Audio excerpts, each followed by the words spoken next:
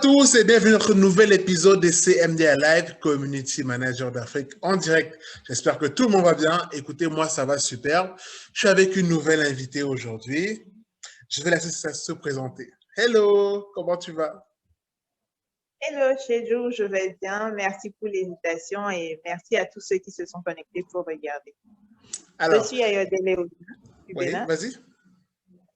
Je suis Ayodele Léonien du Bénin, consultante sur les questions d'entrepreneuriat, de communication digitale et d'accompagnement des femmes. Excellent. Et donc, je rappelle que c'est sa première fois au CMDA Live. Donc, accueillez-la bien. Hein. Publiez de bons commentaires. Accueillez-la très bien. Donc, moi, je l'ai rencontrée durant les Africa 35 à Accra. Et on avait bien échangé par rapport à la thématique digitale. Donc, je me suis dit que pour la saison 6, il fallait que je l'invite pour qu'elle nous parle du business. Donc, comment booster son business sur l'empire Facebook. Et qui dit empire Facebook dit Facebook lui-même, Instagram et WhatsApp. Alors, je commence par Facebook. Comment une entreprise, j'ai envie de dire commerciale, peut se mettre en avant grâce aux différents outils Facebook? Merci beaucoup, Chedjou. Pour répondre à cette question, je vais dire déjà qu'il faut, dès qu'on est sur Facebook, décider de ce qu'on a envie de faire. Donc, si c'est vraiment pour son entreprise, il faut opter pour le choix d'une page professionnelle où on parle de ce qu'on fait, on parle de ses produits qu'on met en avant. Donc, souvent, on remarque que beaucoup d'entrepreneurs font la promotion de leurs produits sur leur compte personnel et privé.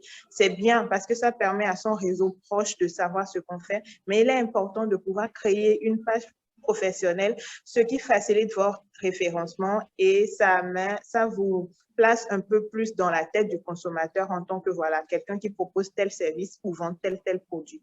Donc, la première étape, c'est de créer sa page Facebook, bien renseigner sa page pour faciliter une fois encore le référencement parce qu'aujourd'hui, on a beaucoup trop d'informations sur Facebook.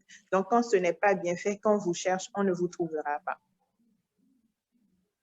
Alors, après la page Facebook, est-ce qu'il y a d'autres outils?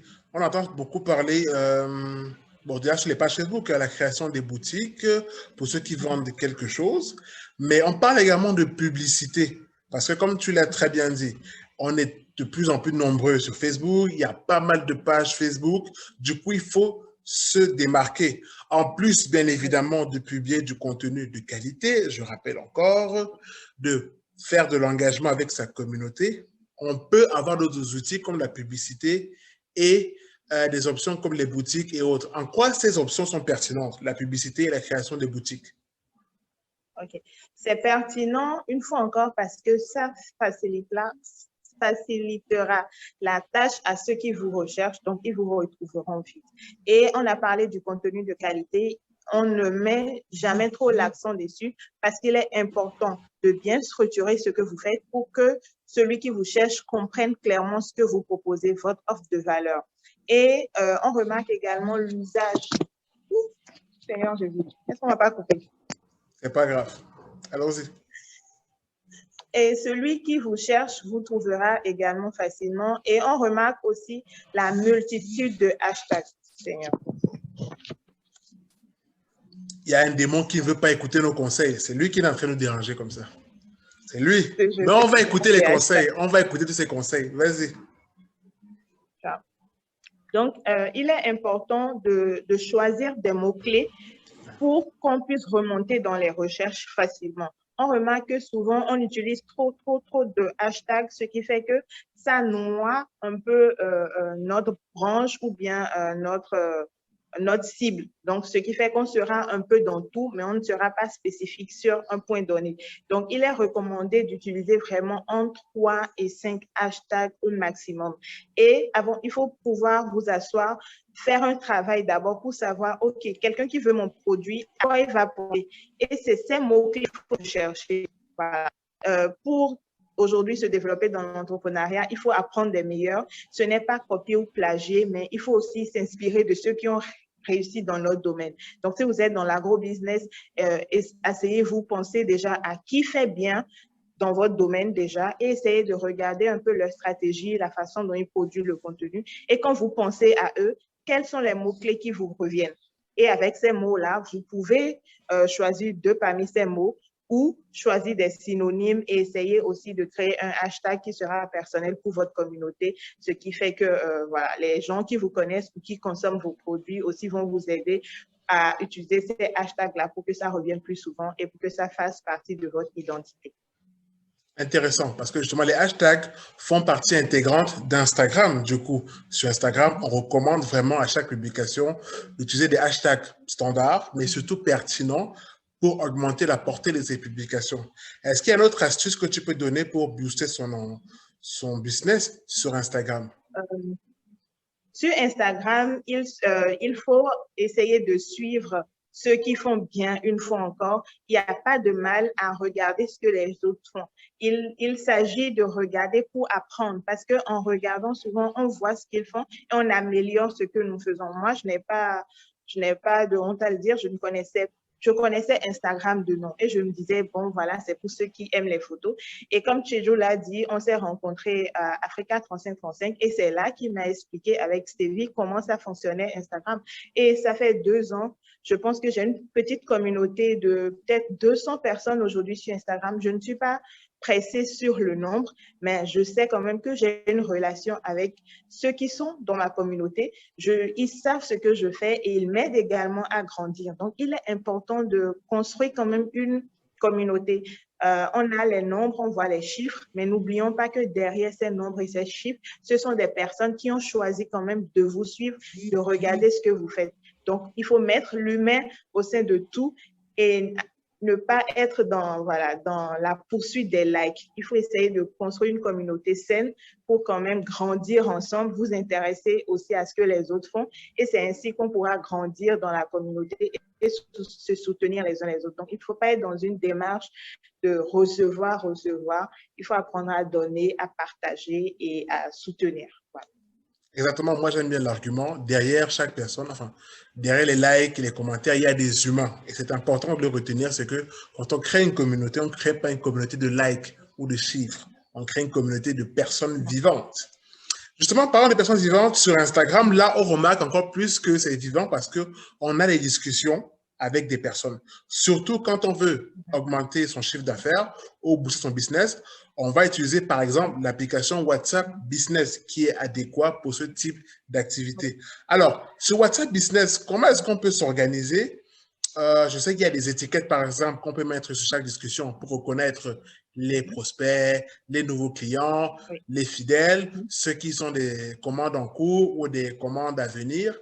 Sur WhatsApp Business, quel conseil tu peux donner pour améliorer son activité sur cette application de messagerie instantanée? Voilà, merci. WhatsApp Business, moi, je trouve que c'est un outil franchement magnifique et qui est pratique pour les entrepreneurs africains une fois encore. Parce que c'est vrai qu'on l'utilise dans le monde entier, mais il ne faut pas oublier que nous, en Afrique, on n'a pas les mêmes réalités que les autres. D'abord, parfois, on n'a pas assez de moyens quand même pour nous équiper dans notre entreprise. Ce qui est génial avec WhatsApp Business, c'est que vous pouvez avoir sur le même téléphone votre WhatsApp personnel et télécharger WhatsApp Business.